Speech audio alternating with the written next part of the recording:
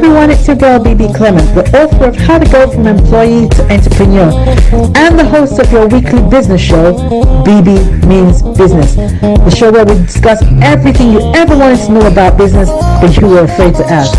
How do I start my business? How do I raise the finance? How do I grow my business? Where am I going to find my customers? Join me every Tuesday at 1:30 p.m. on Star Radio UK to get all the information and tips that you need to become a successful entrepreneur and become financially free. Remember, don't let life dictate to you. Rather, put your signature on life. Get ready for this. Good afternoon, ladies and gentlemen, and welcome to the Bebe Means Business Show. And as usual, I'm your host, Bebe Clement, and I want to thank you for joining me again today for lots of tips and advice that are going to help you in your entrepreneurial journey. As you know, I run a group of small companies, and I'm also the author of this book, How to Go From Employee to Entrepreneur. I would strongly encourage you, if you're planning on doing that, if you're planning on leaving your job and going into business, I would encourage you to get that book. You can get it from my website for $12.99, or alternatively, you can get it from Amazon for the same price. Okay, so just to give you a bit of information as to how you can connect with me online if you want to, my Twitter handle is @BebeClement, that's @BEBE Clement, and my Instagram is Bebe_Clement. I'm always happy to connect with you. I'm always putting out tips that will help you, not only in just your entrepreneurial journey, but life as a whole. So I would strongly encourage that you connect with me. Lots of information about events that are coming up and stuff like that. So please do take the time to connect with me. Now, as you know, we sometimes repeat programs that are requested from our listeners, that, oh, Bebe, you had a program last week, I wasn't able to listen, I'd really like to listen to it again, can you repeat it? So we do that every so often. So last week we repeated the episode on the money quiz. You remember earlier in the year we had a money quiz, and we had Kaya Delatsi and Bumi on the program. Was it this year? No, I think it was late last year. And I had a series of questions about finance for them, and they very graciously came on the show and played the game. And the whole point of that was to let you know what you don't know, basically, because a lot of us think we know and we don't. And it is what we don't know about money that is keeping us limited by way of financial freedom. So I hope you found that useful. And of course, the week before that was a live show, which we had the amazing, absolutely amazing Rabbi Daniel Lapin on the show. Once again, I'd like to thank Rabbi Lapin for coming on the show. It was fantastic.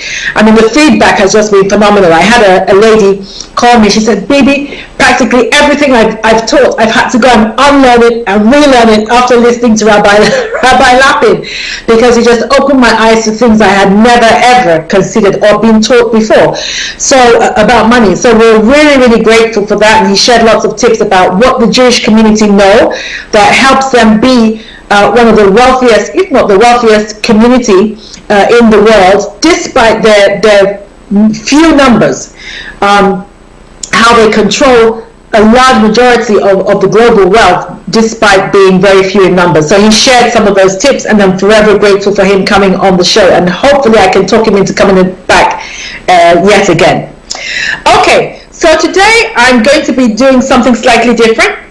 Last week Saturday, yes, which was a couple of days ago, I held a networking breakfast for women in business in London, and on the 4th of October we're going to be holding another networking event at our law firm in Lewisham in London. And people often ask me, Bebe, they say, we'd really like to have a networking event, but really don't know how to host it. It just seems like a lot of stress. So I thought I'd do a program on how to make money from hosting a networking event.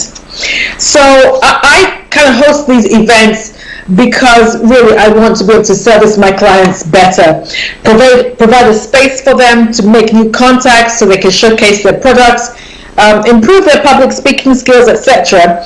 And of course, in so doing, I have expanded my brand and acquired new customers. So I want to pass on some tips as to how you can make sure that you have a successful networking event. It's not as stressful as you think, and I think particularly in these times you have to be innovative in ways in which you connect with your clients and potential clients, and holding a networking event is a very, very good way in which to do that. So before I jump right into that, as always, I just want to let you know that we're live, and this is an interactive show, and I want to hear your views on anything that we discuss here, and indeed try to answer any questions that you have. So I'll be taking a break in a little while so that I can get all the questions that you send in and make sure that I answer them when we come back. So if you have any questions or you have any comments on anything you want to share, please do. Our Twitter handle for this program is @StarRadioUK, or you can text or WhatsApp us on 07539 661 744. That's 07539 661 744, or by all means email us at info@StarRadioUK, or if you're joining us via Facebook, then just put your questions or your comments in the chat and I will retrieve them during the break and I will answer those questions. And if you want a shout out, again, just put your name in on Facebook and I'll give you a shout out later on in the day. Okay, so let's jump right to it. For those of you who are just joining, it's your host, Bebe Clement, and you are tuned into the Bebe Means Business Show. And today I'm going to share some secrets as to how to host a successful networking event and make money from it. Because at the end of the day, we are in business to make money. Okay, so the first thing that you need to look at is who exactly do you want to attend this event? So like I said, the one I did on Saturday was purely for business women. So the one that we're going to have on the 4th of October, that's more for our existing clients, and they are all SMEs. So they're male and female, but they are mostly business owners. So it's not individuals and it's not employees, they are business owners. So you need to find out, first of all, you need to decide who exactly do I want to target with this networking event. Is it just women? Is it just men? Is it young people? Is it, for instance, is it up and coming entrepreneurs, maybe under 30? Are those the kind of people that I want to come to this event? Or is it small business owners and entrepreneurs? You need to decide very early on exactly who you are attracting. Don't try and attract everybody. Look for a niche and attract those people. So the clients that you want to attend will determine everything about the event, particularly about the event planning, such as venue. So for instance, if I was having a networking event for young entrepreneurs, I'd probably have kind of a quirky, unusual venue because they like that. They like unusual. So I might choose something like a museum or just an unusual type of venue that they would find attractive. Rather than my office, I probably wouldn't hold it in our office if I was having it for young people. The one I had on Saturday, I held in a restaurant. So they served breakfast at that restaurant for my guests. So again, you have to determine, first of all, who exactly do I want to come along to this event. The second thing is when you then decide which venue you're going to have it in. I've had networking events in hotels and things like that. You then, of course, have to factor that into your budget. So if you're on a very tight budget, then maybe this is not the time to be splashing out on some swanky venue. So you may want to just hire somewhere that's affordable, somewhere that's local to you. You can speak to a lot of venues because they too right now they're looking for business, so you might be able to negotiate a good price under what they normally advertise. You might be able to negotiate a good price with them, so don't be afraid to do that. Don't be afraid to call them up or go and have a quick meeting and say, look, I know normally you hire out your venue for, I don't know, £200 an hour, but we're a small business and I'm going to be bringing about 30 people here, and you know, I would appreciate a discount. Would you mind knocking it down to 200 or 250, something like that? Don't be afraid to have that conversation because right now people are open to those kinds of negotiations. Okay. Then decide how many people you would need to attend to make it worth your while. Now you would only be able to do that once you've worked out a budget. So you must have a budget for the event. And your budget, of course, will be driven by the reality of the situation, depending on the kind of event that you want to put on. So you must have a budget, and then you decide how many people do I need to have at this event to cover my budget initially. That's your first port of call, and then of course to make a little bit of money extra. So that's what you need to be looking at. But have your budget, and we'll go into that as we go along. Your budget will begin to come together. So the fees that you charge, your attendance fees or your entrance fees, must be able to at least cover the budget. Thank you for that. My producer Archie has just put on the details of our next networking event that we have coming up next month. So yes, so the fees that you charge must cover that event. This one is free, so don't worry about it. If you're minded to attend, this one is free, and the details are there on the screen for you. Now, once you've established your budget, you should have a budget for marketing as well. The one I had recently was aimed, like I said, at women, so I charged a small fee, and that fee included the cost of breakfast. So the one I'm having on the 4th, that one is free, and I'm going to be supplying the refreshments for free. Now, you then have to choose, like I said, to choose the venue. I chose a restaurant because I thought I wanted a place where they served a good breakfast, and I'd had breakfast at this particular venue before, and it's very, very good value for money. So I thought, yes, this is what I want my clients to have. Now, then you then decide what day of the week is best. Now, the rule of thumb, they tell me, is not to have a networking event on a Monday. I've got to say, I have bucked that trend. I've had many networking events on a Monday, and they have been successful. So I don't know where that came from or what statistics back that research. But I've had many networking events on a Monday. Now, I had the one for the women on a Saturday because oftentimes on a Saturday, women have to cook breakfast for the family. It's the family day, so they have to make breakfast, that kind of thing. So I thought it would be nice to give the women a treat, give them a break from having to cook breakfast. So a lot of the women actually said at the event, oh my God, I can't tell you how happy I was that this was on a Saturday. I just gave the kids to hubby, let him cook breakfast, and today I'm just going to relax and have somebody else make me breakfast. And it was a buffet, so they got very, very good value for money. So you need to, that's part of the things that you need to think about. What day of the week do I want to have it, and why? So the one that's coming up in October, I'm having on a weekday. I'm having on a Monday evening because a lot of people will come straight from the office there. So rather than go home, it's a nice way for them to kick back, to end the day, to kick back. So there'll be a lot of wine and stuff like that. So they relax and they enjoy themselves, and they're in a good mood, and they're in a good space to network and to meet new customers. So again, you have to decide for the kind of clients that you are attracting, what is the best day of the week to have it. I tend not to have them on a Friday evening because I think most people, if you're like me, by Friday night I'm just I just want my bed, basically. So that's just me, but some other groups of people might feel differently. But again, if you're having young people might feel very differently. They might think, okay, it's Friday night, I want to go somewhere where I can just chill, but it would also be nice to do a little bit of business on the side. So Friday night might be good for young people. Okay, now you don't have to have refreshments at the event, but I would strongly encourage that you do. I always have refreshments at my events. I would encourage that if you are going to have refreshments, don't make them pay for it at the event. You can work the cost of the refreshments into the price of attendance. So let's say you've worked out your budget, you're going to have some snacks, you've worked out that per head maybe the snacks are going to cost £10.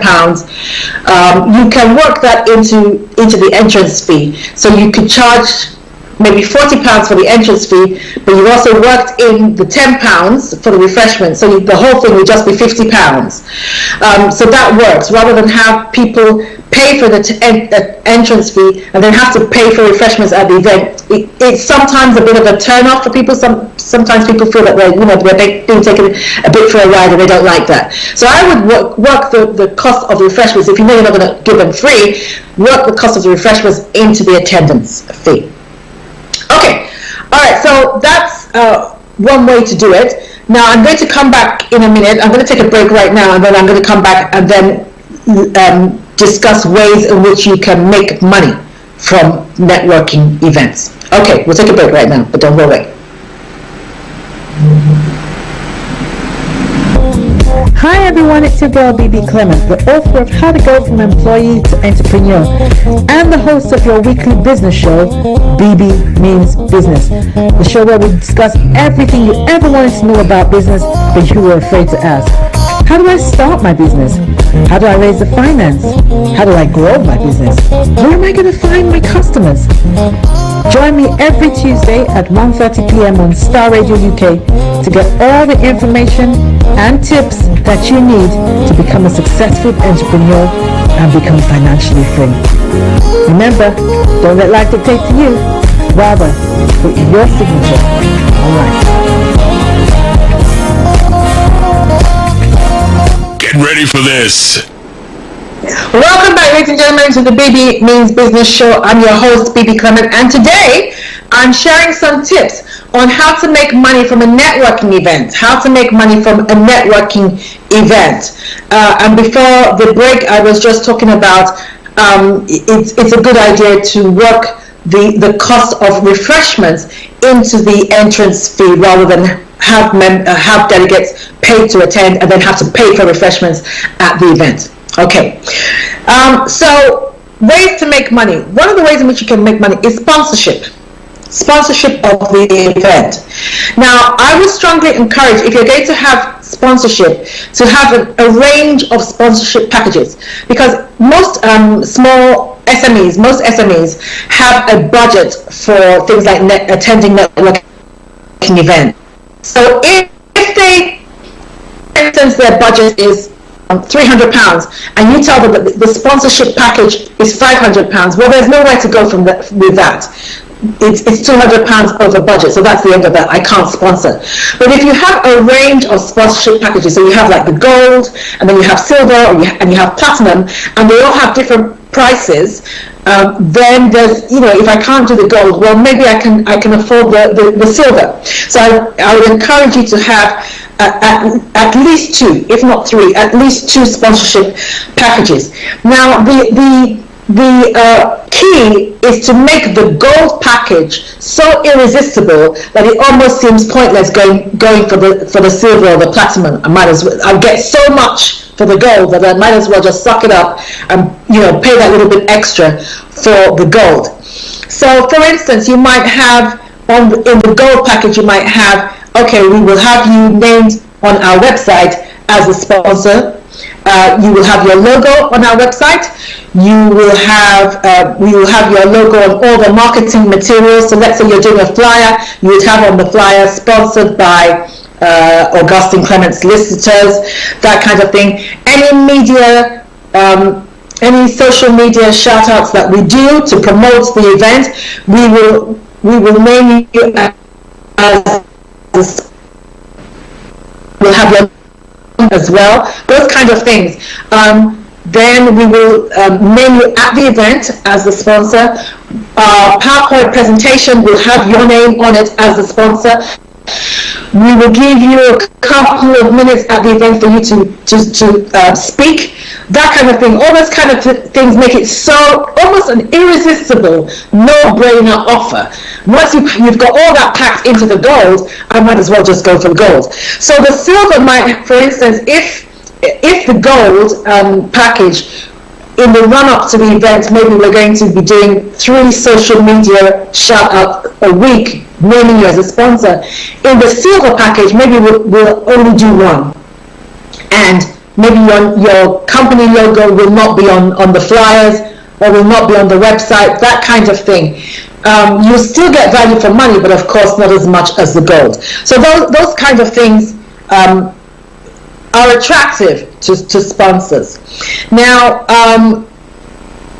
The silver, like I said, would have less options. Another way in which you can make money, so you can actually hold a networking event without putting a penny in it. If it's appealing enough to the right sponsor, you might not have to put a penny in it. And we've had many events like that. We have an award night in Nigeria every year for African lawyers globally, and it is always sponsored, and very little of our money goes into it. It is always sponsored. So you could have a sponsorship. You could hire out exhibition stands, so your delegates are able to hire exhibition stands. Now, this is good for those who have products that they want to showcase at your event. So they can hire an exhibition stand. Oh yes, oh I like that. Yes, you can hire an exhibition stand. So let's say for about £30 or £40, I'm just using it as an example, you can have an exhibition stand. But it's important that you let them know the dimensions of that stand. You must let them know the dimensions, because what you don't want is for them to think that they're going to have a massive space, or their exhibition stands are very big, because some companies have large exhibition stands and the room is relatively small. So you don't want their exhibition stand taking up half the room, or they get there and they find that actually there isn't enough room for their stand. So you let them know the kind of stands that they can have. So they might be able to bring their own, or it might just be a small table that you're allowing them to have, and they're just going to have to squeeze their products onto that stand. So let them know the dimensions. Let them know whereabouts in the room they'll be positioned. So some might want to be in the front of the room, and you may not want that. You may just want maybe your PowerPoint presentation or your own roller banner to be the only thing in the front of the event, and you might want those who have exhibition stands to be at the back of the room, or maybe down the side of the room, that kind of thing. Or some event planners or event holders don't even want exhibition stands in the actual room where the event is holding. They might want them in the foyer. So perhaps during the lunch or during breaks, people can then engage with their exhibition stands in the foyer rather than in the actual room, because sometimes you find that it takes attention away from perhaps the people who are speaking. People are looking at the stands or they're looking at the products, and you don't want that to happen.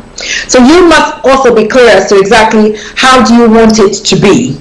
How do you want it to be, and let them know, so that there are no arguments on the day. Oh, I thought I was going to be in the front, and now you've put me one little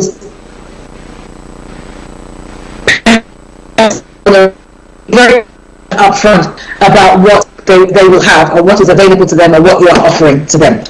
Okay, another way in which you can make money is to give them opportunities to speak. I did this on Saturday. I charged a fee to give somebody an opportunity to showcase her service, and there was a 5-minute slot which she paid for, but she was able to showcase. Now listen, don't be afraid to do this. In these times, people are more than willing to pay for that opportunity. Why? Because the whole concept of each one reach one, the day where you go to a networking event and then you corner somebody and then you exchange business cards and then you're chasing them for the next 3 weeks, asking them if they have they can find some time in their diary for you to go to their office and do your spiel, and then they tell you after you spend 2 hours in their office, oh, that they're really sorry that right now there's not enough money in the budget for your product. Look, that day is gone. Nobody's got time for that anymore. What you need to be doing as an entrepreneur is to get in front of as many people as possible. Get in front of as many people as possible at a given time and go for it. Do your spiel, perfect your public speaking skills, and be able to market yourself shamelessly in front of as many people as possible, and have the product at hand so that they can see it, touch it, or the service. You have information about the service that they can engage with at that event while they're still in the zone, while they're still connected to their higher power, as they say. They're more willing to engage with you. So when you offer that opportunity, don't see it as, oh, I'm exploiting my clients. On the contrary, you are providing an opportunity for them to engage with their target audience. So nobody's being exploited here. It is a win-win for everybody. You win because you make money. The person who wants to speak at the event wins because she or he engages with potential clients. The client wins because they now have information about a product that they probably never would have had information about. So offer that service as well. You can offer goodie bags. Now goodie bags are excellent. They're really good because I'm a strong believer that you should always put something in people's hands that they can take away. Always. Because it's one thing to come to an event, after the event, then oftentimes people no longer engage. But if you have a goodie bag, people like surprises. So they like to look through, what's in it? That kind of thing. So it doesn't have to be anything swanky or expensive. You can have something like this. This is what I had at my last networking event. So you can have something like this. And then to keep the cost down, you just have some information about maybe your company, so your company logo or something on the front. It doesn't have to be printed. You can just have that printed separately and have it glued onto the bag. It's still decent, as you can see, still decent. And then you have products inside the bag. Now again, you can charge for that. So for the one that we're having on 4th of October, I've already been approached by a company who's introducing a new product range. It's a snack, and they've asked if they can put their product in our goodie bag. Yes, and we will charge a fee for that. So because then people take the product home, they engage with it for longer, they show other people, they're excited about the product, that kind of thing. So again, it's a win-win for everybody. So don't be afraid to charge for that. So have goodie bags. And then in the of course, on the goodie bag, like I said, you have your logo. So again, they remember you for longer. You have your logo on it. You can put your business card in there as well. So again, they have that. If you have any information about any upcoming events, then you put that information in the goodie bag as well. That's helped your marketing. So those are the kind of things that you can do to make money from the event. Okay, now let's look at marketing. What kind of marketing would you do? Now this again will depend on your target audience. So like I said, the last one was for women. So I targeted other women's groups that I knew, targeted other faith groups that had women groups within them, target them as well. So you need to know who you are inviting. This is why it's important to know exactly who you are targeting when you host a networking event. So that will determine where you will go and look for them. So if you're looking to host a group of SMEs, then you're looking at going to other business networking groups, or looking for going on Eventbrite, something like that. Those are the kind of places that you'll be marketing, because that's where people that you're looking for will go to. Okay. Also note that your target audience will also determine the type of marketing that you do. So for instance, if I'm hosting an event for young entrepreneurs, then I probably wouldn't be marketing on LinkedIn, because they hardly ever go there. So I might do something on TikTok, I might do something on Instagram. They're more likely to visit those kinds of places than somewhere like LinkedIn. So that again will determine. Also, the kind of colors that you have on your marketing material. So if I'm hosting an event for men, that will determine the colors I'd have. So I'd have dark, bold colors, maybe black, gray, red. Those appeal more to men than seemingly feminine colors such as like yellow, marigold, that kind of thing, lilac. These are more women's colors. So these are very, very important. They're subliminal things, but they're very, very important when it comes to marketing, because you have to have the kind of colors that appeal to your target audience. Do simple flyers. You can see our one on either side of me now. Do simple flyers. That's it. Thank you very much, Archie. Now you will note that you don't need, make sure that the flyer is not too busy. Not too busy. So you only have essential information on there.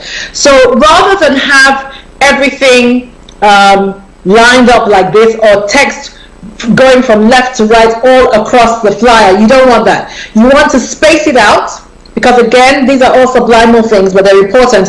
You want to space it out so it's not overcrowded and overpowering to whoever is looking at it. So let's have a look at some of the information that is important for you to have on the flyer. Sorry, Archie, can you please keep that flyer up? I want to just show them the information that is important that they have. Thank you very much. So first of all, who is hosting the event? So you can see Augustine Clement Solicitors is hosting the event.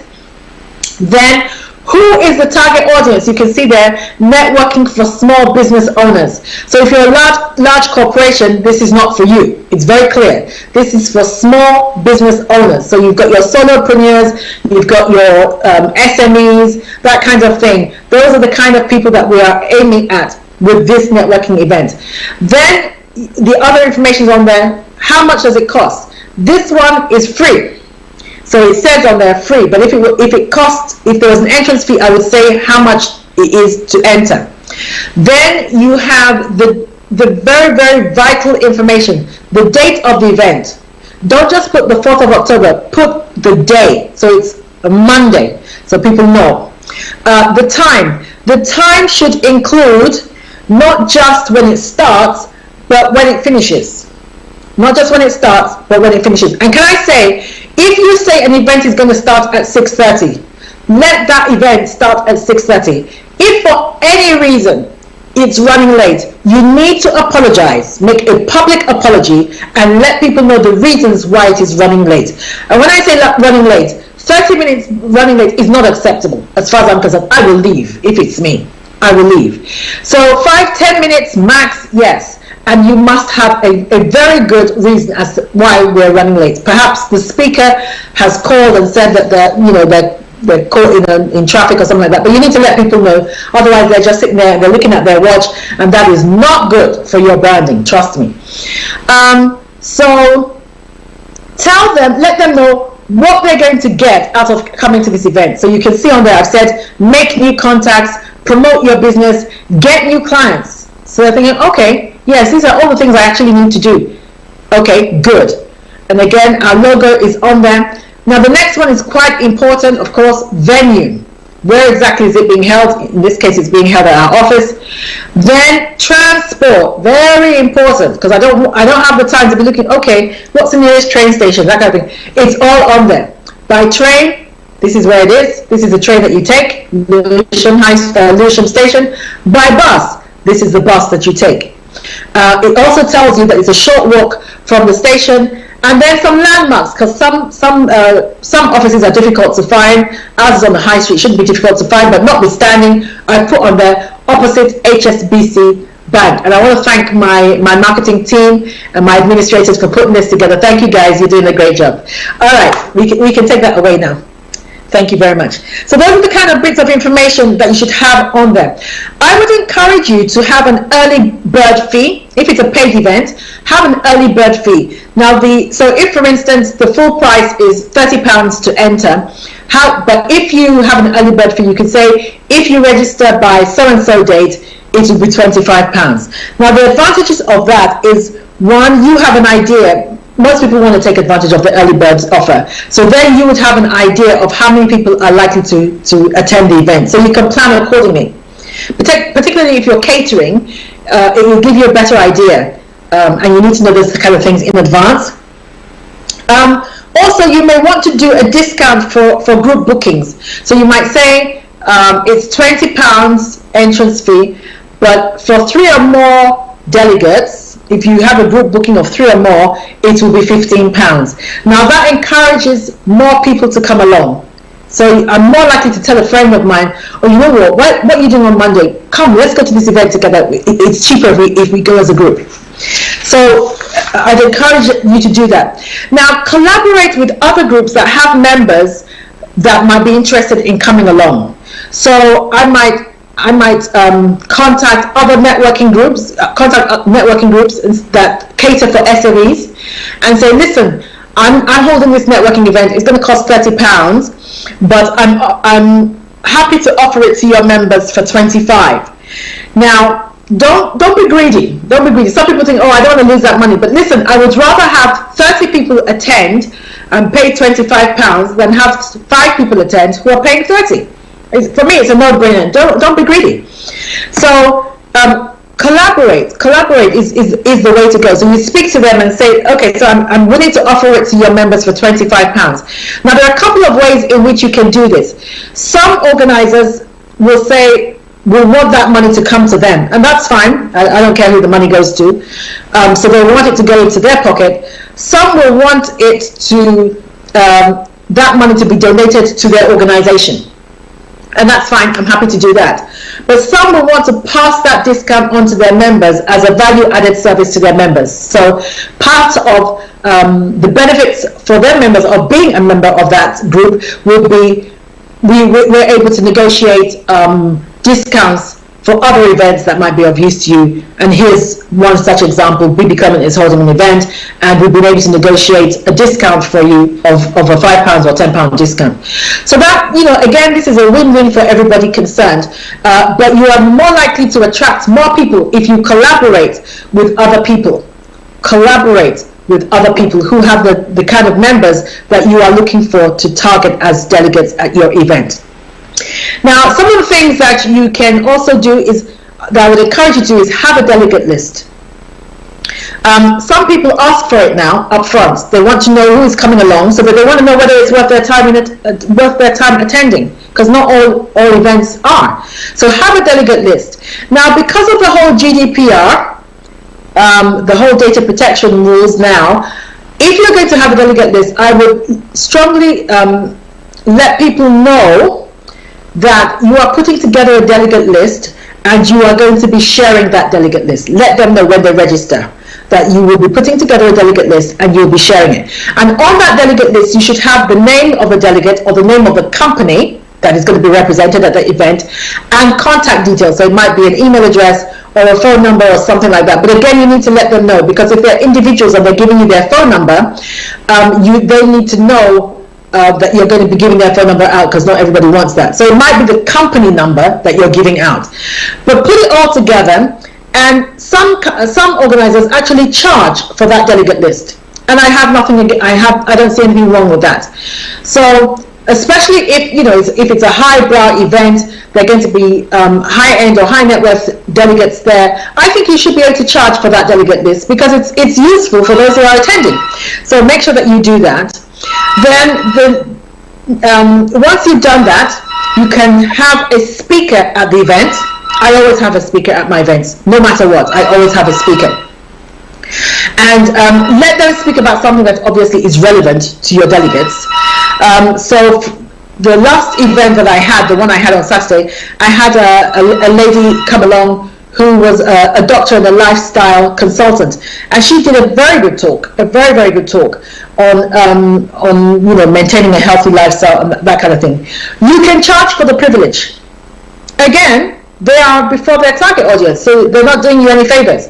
So you can charge for the privilege.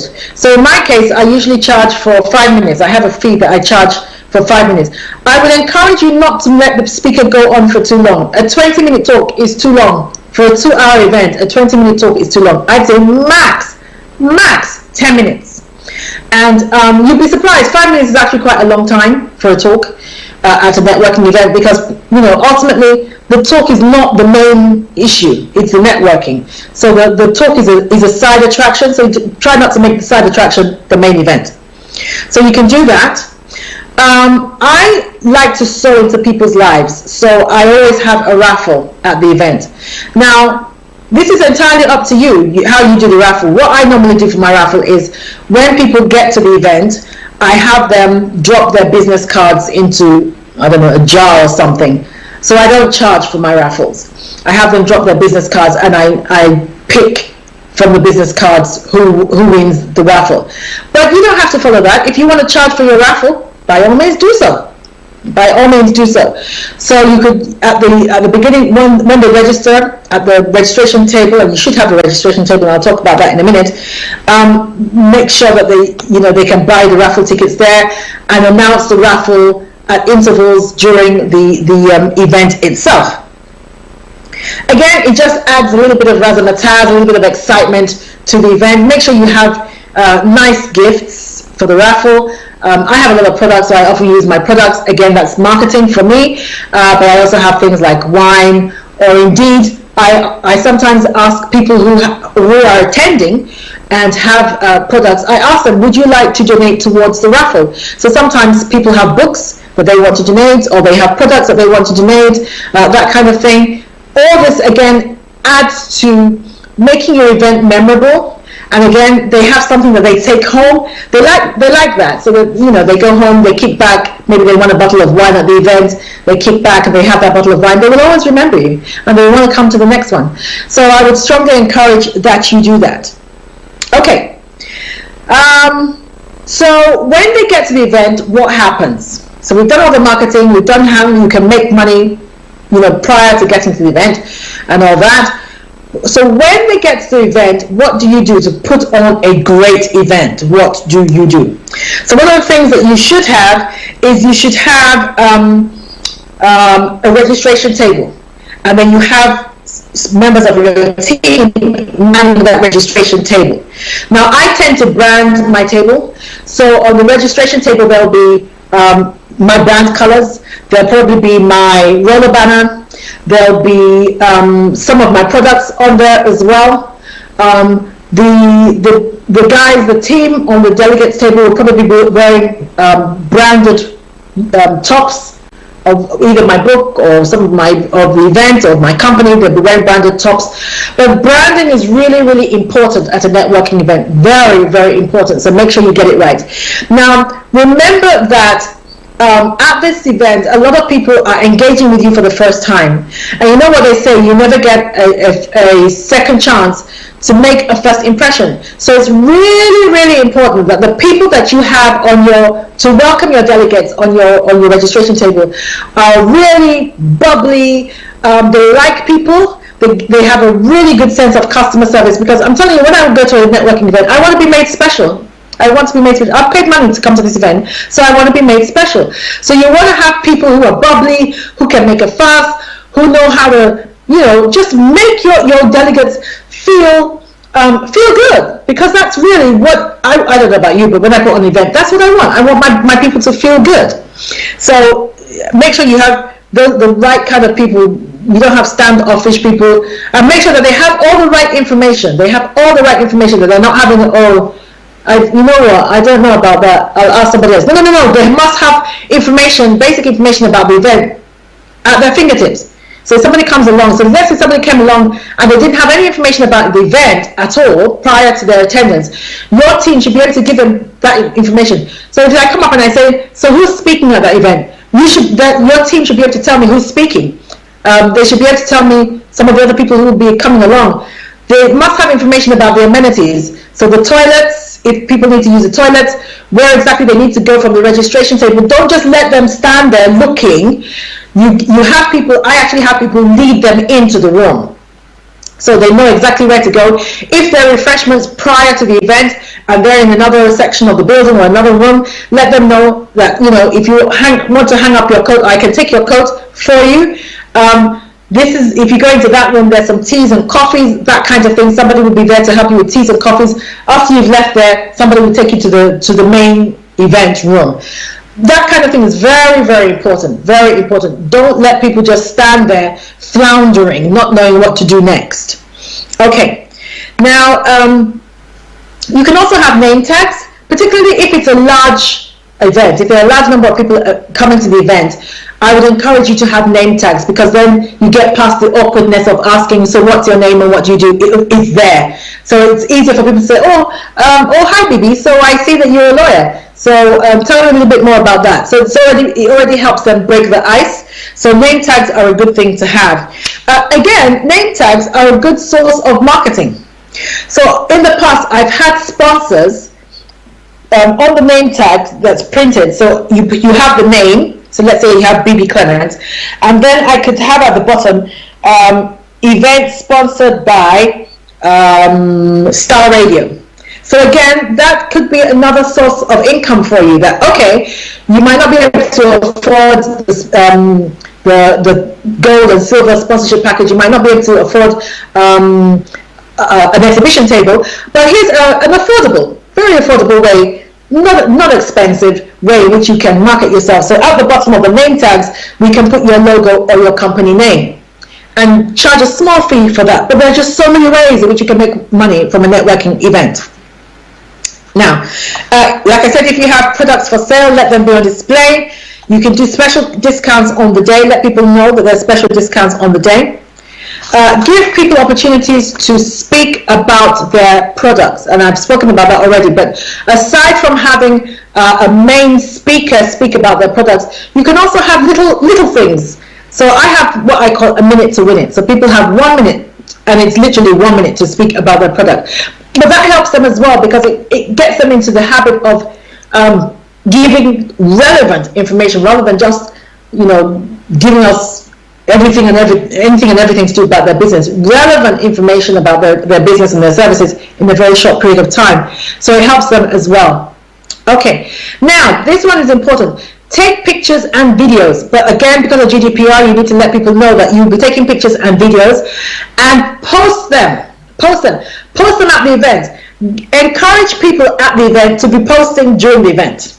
There's nothing like live information going on. So get them to say something. I'm at a Bebe Clement event and so is talking. Get them to do it while they're at the event. It is so powerful, so powerful. It means that they're enjoying themselves. That's why they're bothering to do it. So encourage people to do that.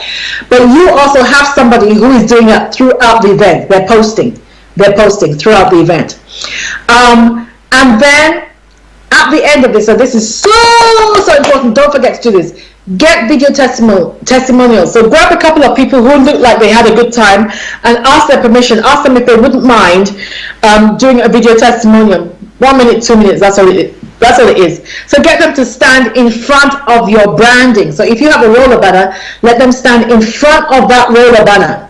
Or if you have an exhibition stand that has your logo on it, let them stand in front of the exhibition stand and just let them talk about what they got out of the event, why they enjoyed it, why they'd be coming to the next one, or why they're bothering to tell you about it.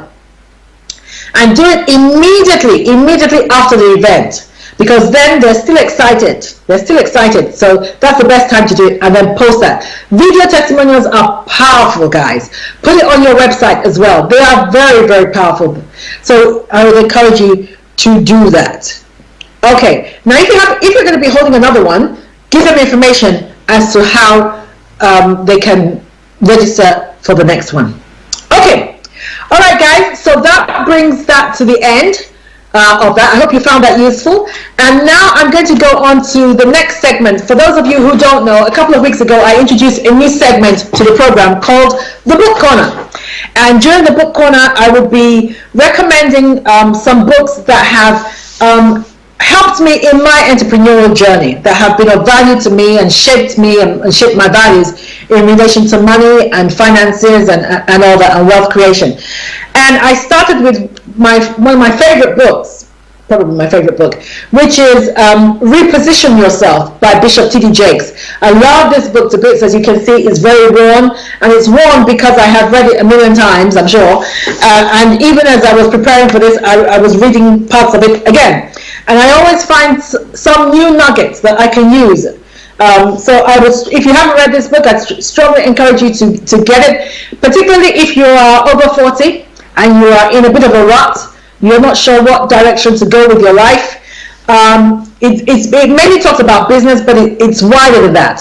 So I would strongly encourage you to get it. It did wonders for me. I read it in my 40s and it totally turned me around. So yes, I would encourage you to get that. So I'm going to be sharing some more nuggets from the book that I think will help you in your journey. One of the things that Bishop T.D. Jakes says is success is always intentional. Success is always intentional. Now, it's possible for you to stumble into your purpose or stumble into your talent or a good business idea. It's possible for you to stumble into it. But the honing of your skills to make that business work is always intentional.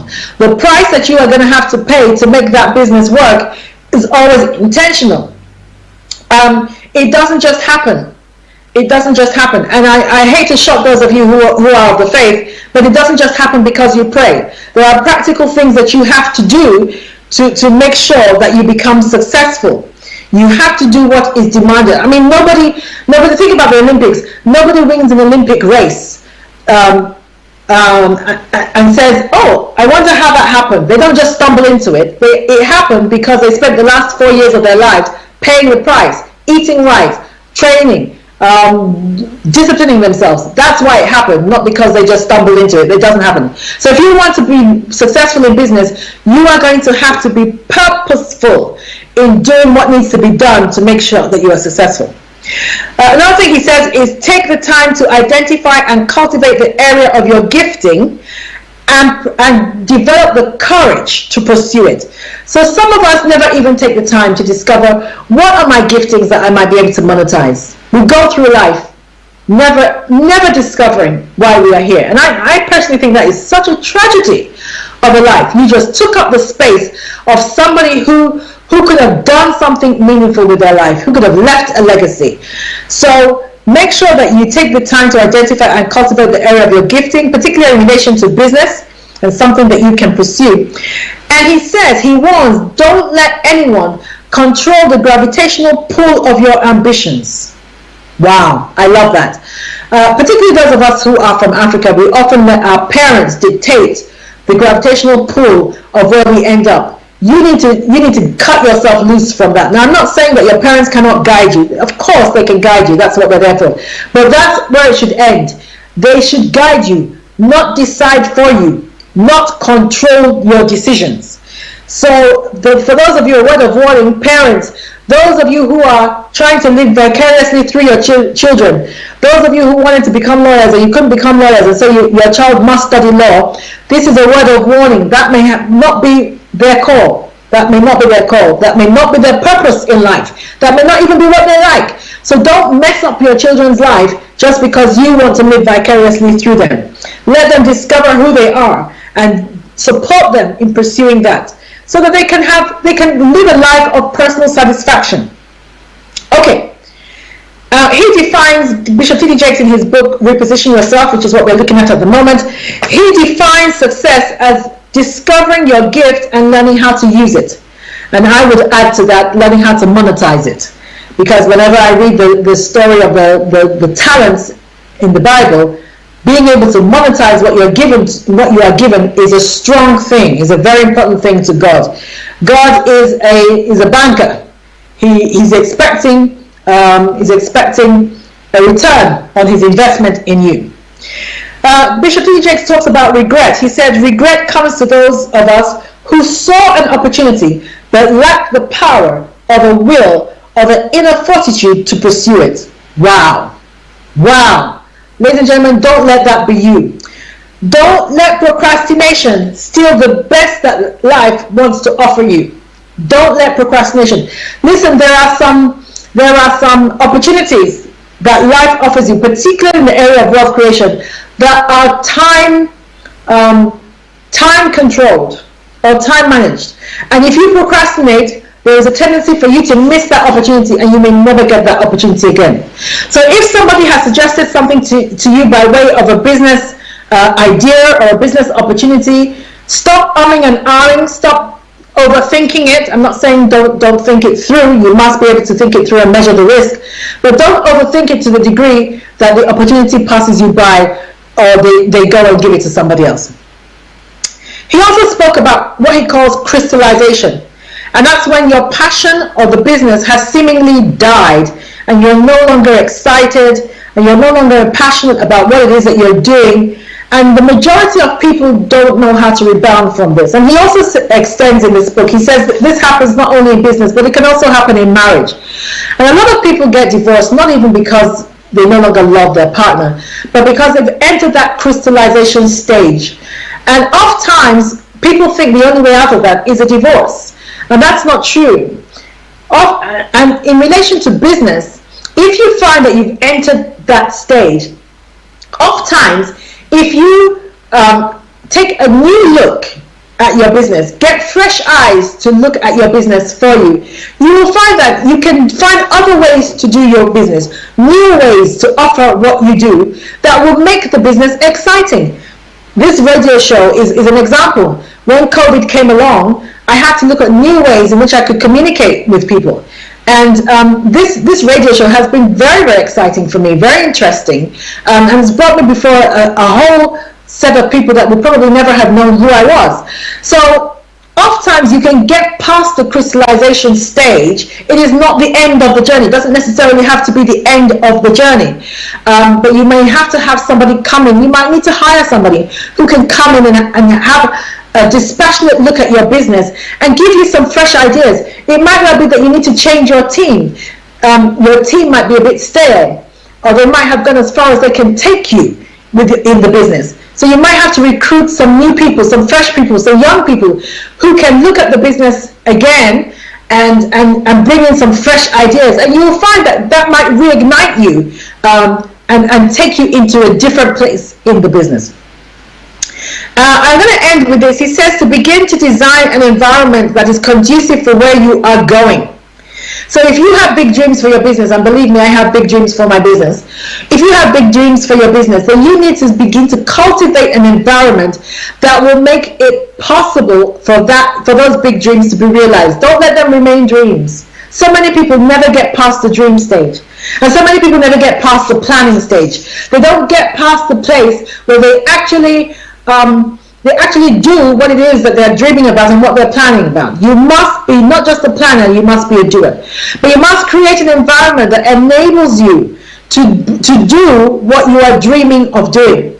So I would encourage you to get in your circle, look at your circle of friends, get in your circle people who can challenge you, people who can support you, encourage you, and stimulate you. Listen, if you are the biggest